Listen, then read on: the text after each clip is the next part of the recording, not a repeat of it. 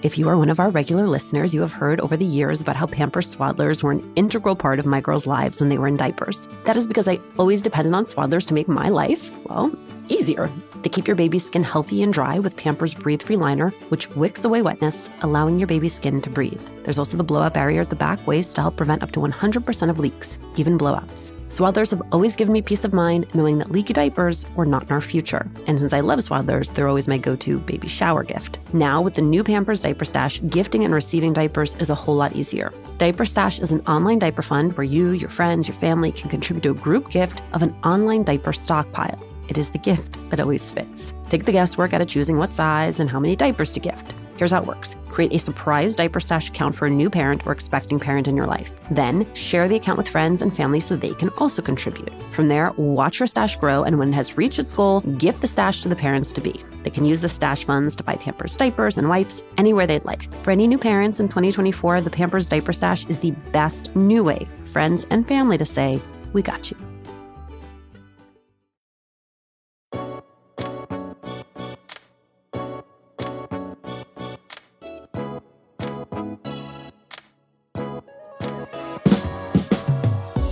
Cecilia Marquez is retelling the history of the American South with Latinos at the center. She has a new book out, Making the Latino South, and in it, Cecilia takes us back to the 1940s, when she argues that non-Black Latinos were on the road to whiteness, attending white schools and living in predominantly white neighborhoods, to the early 2000s, when a combination of post-9/11 xenophobia and an economic downturn targeted those same communities, creating what would become a dramatic racial evolution. Cecilia, who is now the Hunt Family Assistant Professor in History at Duke University, shares how these histories inform modern-day political identity and how writing this book informed her thinking about her own identity.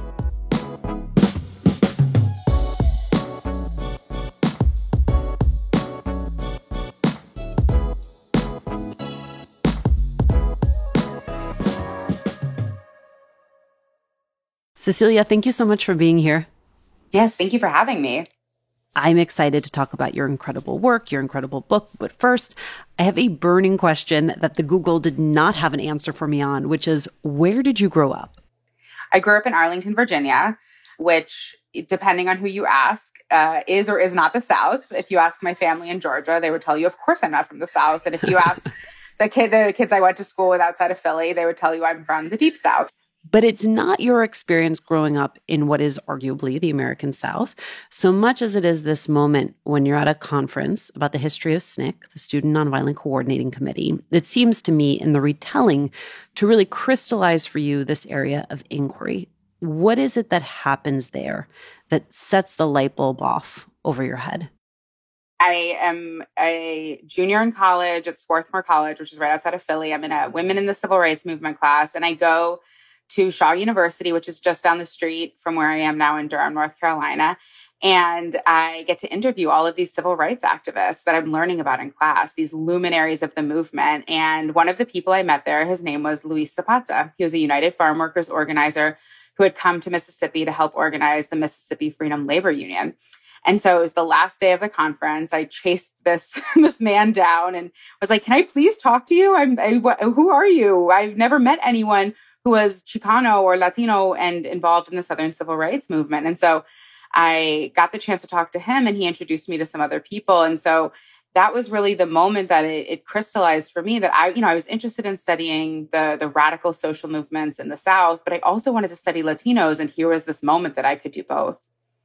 The American South, often understood to exist as a racial binary, white Americans, Black Americans.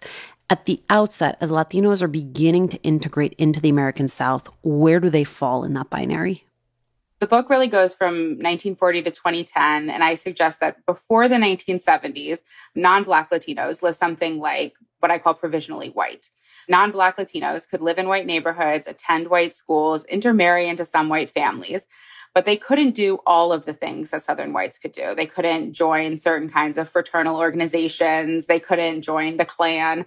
They were still Catholic. They still had Spanish surnames. There were still things about them that kind of marked them in certain ways. Part of what I look at when I'm looking at Latinos and the history of Jim Crow in particular is the way that Latino history is segregated between Black and non-Black Latinos. And so Black Latinos are living in the South alongside African Americans, and non-Black Latinos are living alongside white Southerners. And so it's really a kind of fractured community at this time. When Latinos start to arrive in the South in big numbers in the 80s and 90s, the first time that we start to see a kind of coherent Hispanic identity in the South, it's really around this idea of the hardworking Hispanic immigrant. And that's not just from Latinos, right? That's also from factory owners. It's from politicians, some of whom were conservative. Part of what I argue is that it has to do with the economy and economics and the fact that in the Southeast at this time, manufacturing and food processing is exploding at the same time that it's declining in other parts of the country. And they need this labor. And so one of the ways that they recruit this labor is talking about them in ways that seem welcoming and exciting. Hi, everybody. Juleyka here with a confession. Like many of you, I've been drinking coffee since before I could walk. But lately, I've been happily sipping on herb teas from Tadin, a Latino-owned company based in Los Angeles for over 40 years. There's just something about their teas that takes me home emotionally. Like Tadin's Té de Manzanilla that calms my spirits. And the chamomile tea reminds me of my grandmother. And their lemon and ginger tea is perfect for that mid-afternoon work slump. Enjoy them hot or cold, or get creative with the easy recipes on Tadin's IG and website. That's Tadin.com. Happy sipping! Selling a little or a lot? Shopify helps you do your thing however you cha-ching. Shopify is the global commerce platform that helps you sell at every stage of your business. From the launch your online shop stage to the first real-life store stage, all the way to the did we just hit 1 million orders stage? Shopify's there to help you grow. What I love about Shopify is that no matter how big you want to grow, Shopify gives you everything you need to take control and take your business to the next level. Shopify powers 10% of all e-commerce in the United States. And Shopify is the global force behind Allbirds, Rothy's, and Brooklinen, and millions of other entrepreneurs of every size across 175 countries. Plus, Shopify's award-winning help is there to support your success every step of the way. Because businesses that grow with Shopify.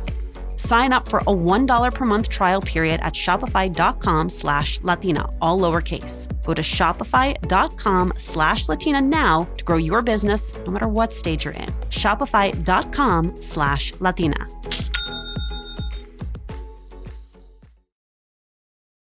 If you are one of our regular listeners, then you have heard over the years about how Pampers Swaddlers were an integral part of my girls' lives when they were in diapers. That's because I always depended on Swaddlers to make my life, well, easier. They keep your baby's skin healthy and dry with Pampers Breathe-Free Liner, which wicks away wetness, allowing your baby's skin to breathe. There's also the blowout barrier at the back waist to help prevent up to 100% of leaks, even blowouts. Swaddlers have always given me peace of mind knowing that leaky diapers were not in our future. And since I love Swaddlers, they're always my go-to baby shower gift. Now, with the new Pampers Diaper Stash, gifting and receiving diapers is a whole lot easier. Diaper Stash is an online diaper fund where you, your friends, your family can contribute to a group gift of an online diaper stockpile. It's the gift that always fits. Take the guesswork out of choosing what size and how many diapers to gift. Here's how it works. Create a surprise Diaper Stash account for a new parent or expecting parent in your life. Then you share the account with friends and family so they can also contribute. From there, watch your stash grow, and when it's reached its goal, gift the stash to the parents-to-be. They can use the stash funds to buy Pampers diapers and wipes anywhere they like.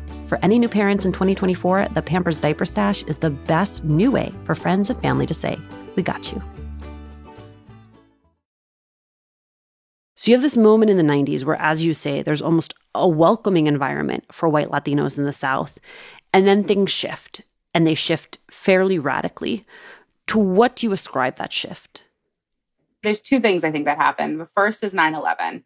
And 9/11 produces a massive growth in the police and surveillance state, right? So things like 287G programs, which make it possible for local police officials to collaborate with immigration officials to basically make it easier to detain and deport people than ever before. Those things expand dramatically in 9/11 at the same time that there's growing nativism. And then what cinches the deal is in 2008 with the Great Recession.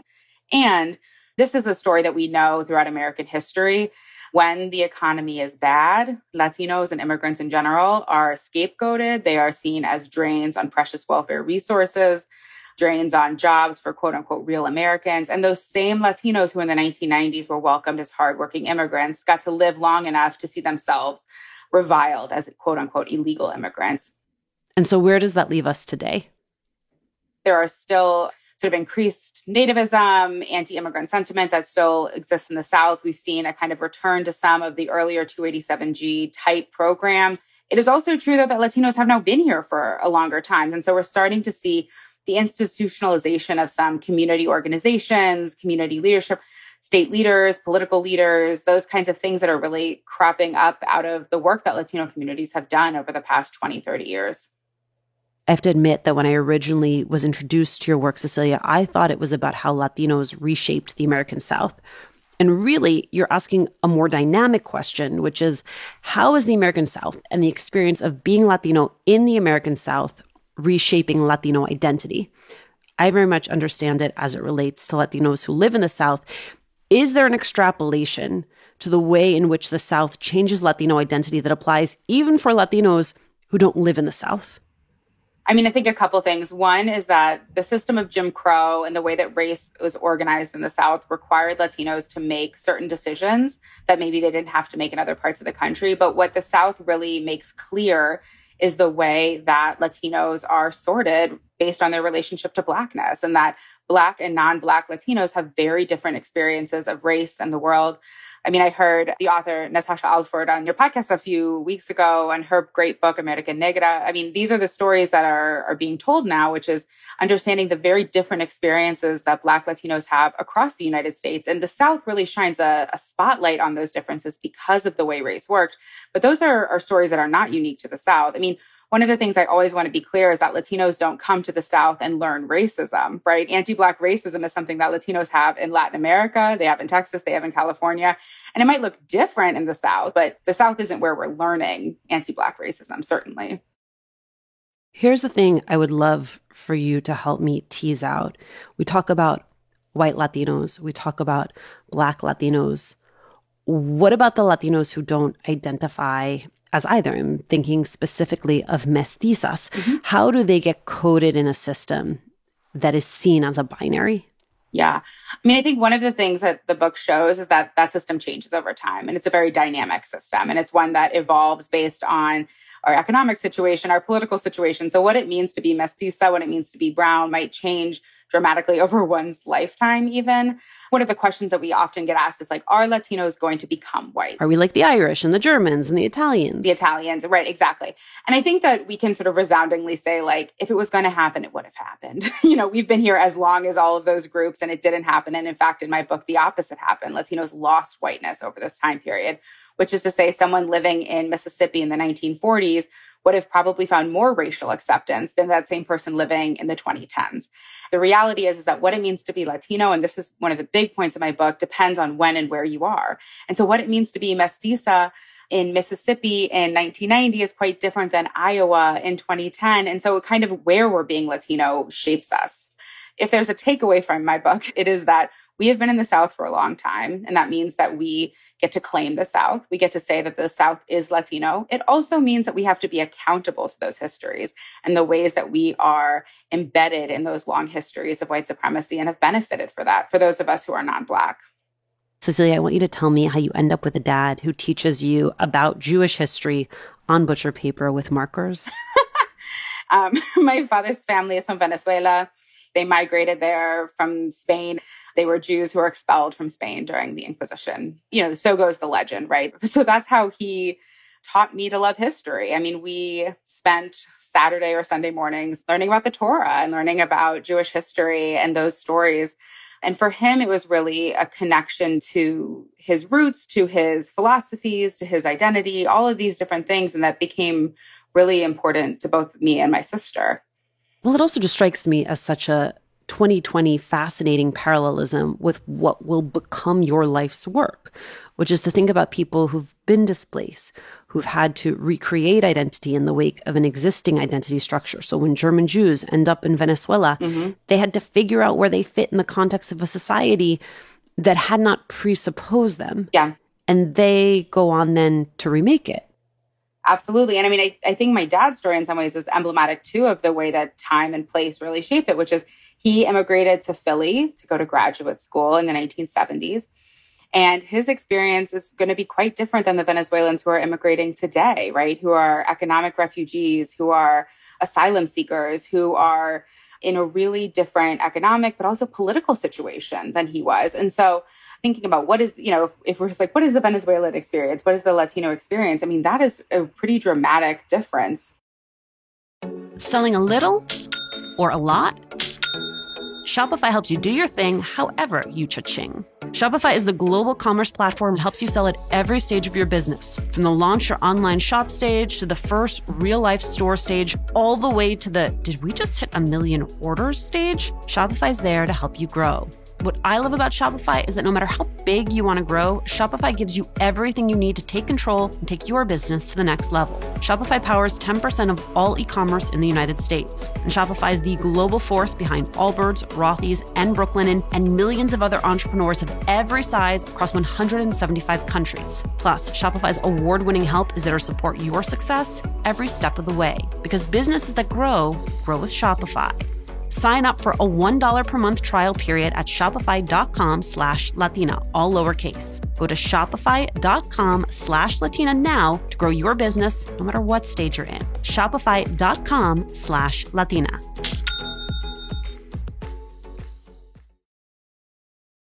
If you are one of our regular listeners, then you have heard over the years about how Pampers Swaddlers were an integral part of my girls' lives when they were in diapers. That's because I always depended on Swaddlers to make my life, well, easier. They keep your baby's skin healthy and dry with Pampers Breathe-Free Liner, which wicks away wetness, allowing your baby's skin to breathe. There's also the blowout barrier at the back waist to help prevent up to 100% of leaks, even blowouts. Swaddlers have always given me peace of mind knowing that leaky diapers were not in our future. And since I love Swaddlers, they're always my go-to baby shower gift. Now, with the new Pampers Diaper Stash, gifting and receiving diapers is a whole lot easier. Diaper Stash is an online diaper fund where you, your friends, your family can contribute to a group gift of an online diaper stockpile. It's the gift that always fits. Take the guesswork out of choosing what size and how many diapers to gift. Here's how it works. Create a surprise Diaper Stash account for a new parent or expecting parent in your life. Then you share the account with friends and family so they can also contribute. From there, watch your stash grow, and when it's reached its goal, gift the stash to the parents-to-be. They can use the stash funds to buy Pampers diapers and wipes anywhere they like.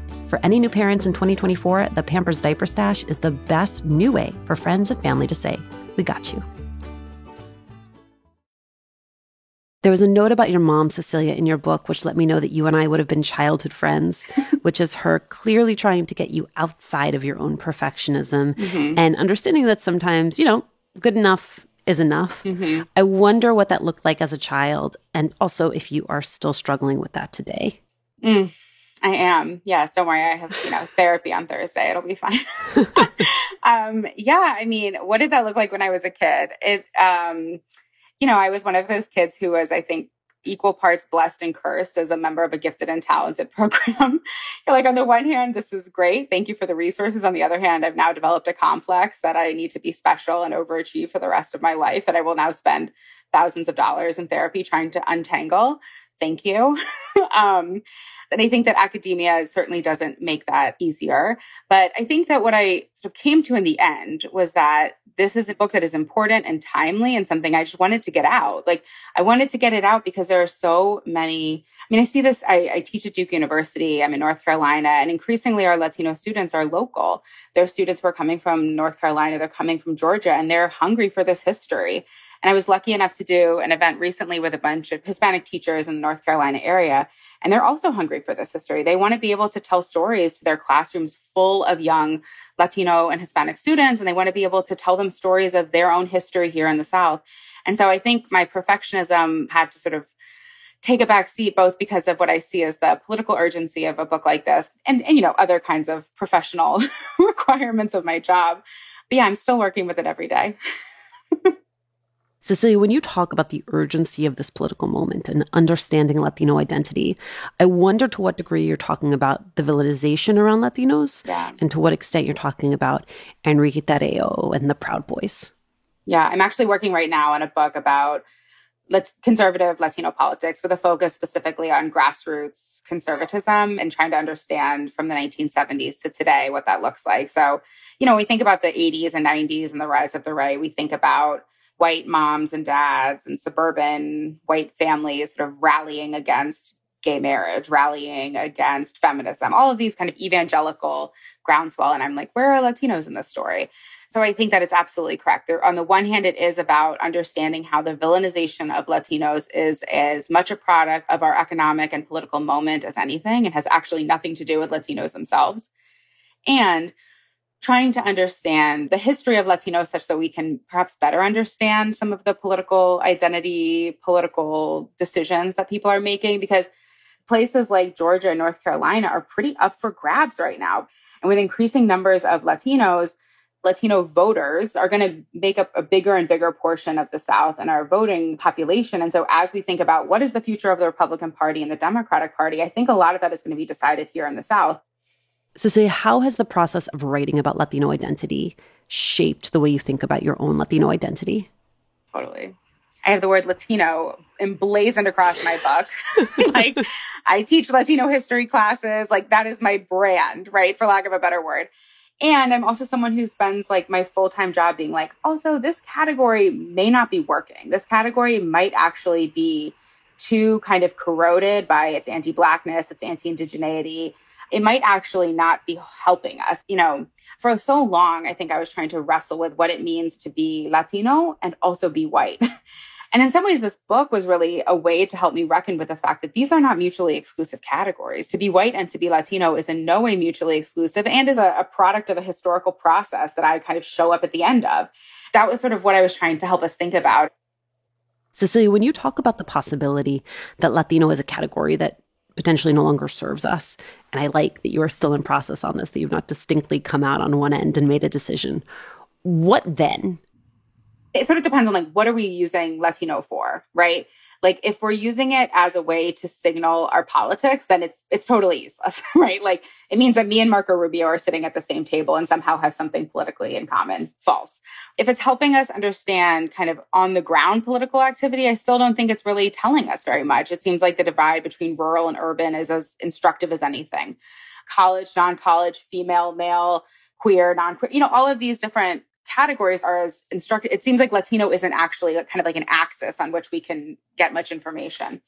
I think about what's happening in Atlanta right now with the Stop Cop City activism that's going on right now. And it is led by Black, Indigenous, and Latino people who are invested in prison abolition, who are invested in Indigenous sovereignty, who are invested in land back movements. And it's a kind of like a political affiliation that is, of course, racialized, but is also connected to a kind of a deeper political situation that they share. And so I wonder if there's a way for us to think about, and this is something that Kathy Cohen, who is a political scientist, has famously written about, but what it would mean to build affinities based on our kind of political situation vis-a-vis the state. And that's like a very fancy way of saying what does it mean to say, I am targeted by the police, you are targeted by the police, we have this in common? Or I experience sort of victimization by ICE, you experience it by the police. Let us sort of have a collective understanding that the police state is failing. I wonder if Latino is the kind of affiliative category that can actually hold anything, or if it's actually that we need to be sort of based on our political alliances, based on our community ties, coalitions, those kinds of things I think feel really promising to me. Cecilia, what did I miss? So, when you ask sort of where does that leave us? I think I'm sort of thinking about how that leaves us politically. But I think one of the things that's also changing, and this gets to this question too about what is the future of Latino, right? Is that we have an increasing, especially here in the South, increasing number of immigrants coming from Guatemala, from El Salvador, from Nicaragua, who are Indigenous and who are coming to the South and don't identify necessarily as Latino, right? They identify as Maya. They identify with their Indigenous communities that they're coming from, which I think also helps us really complicate this category of Latino. Is it about being from Latin America? The question is, if Latino is a category that isn't serving the Indigenous folks who are arriving here, and it isn't serving Black people who are here and don't feel seen in that category, who is it serving? And so I think this recent Indigenous migration here in the South, and I have a colleague, Yuri Ramirez, who writes more about this, I think is helping us really think through the limits of that category, but also how all of these social service organizations and community institutions that were formed in the 1990s and the early 2000s, how those are having to adjust to this totally new population. And I think it's also one of the cool and exciting things that's happening in the South. Again, thinking back to that question of kind of affiliative politics, which is to say, what does it mean to have folks who identify as Maya living in the same place as folks who identify as Lumbee Indian in North Carolina, right? Native peoples of this area. So there's some exciting and interesting stuff happening there. Cecilia, thank you so much for taking the time to do this. This was really fun.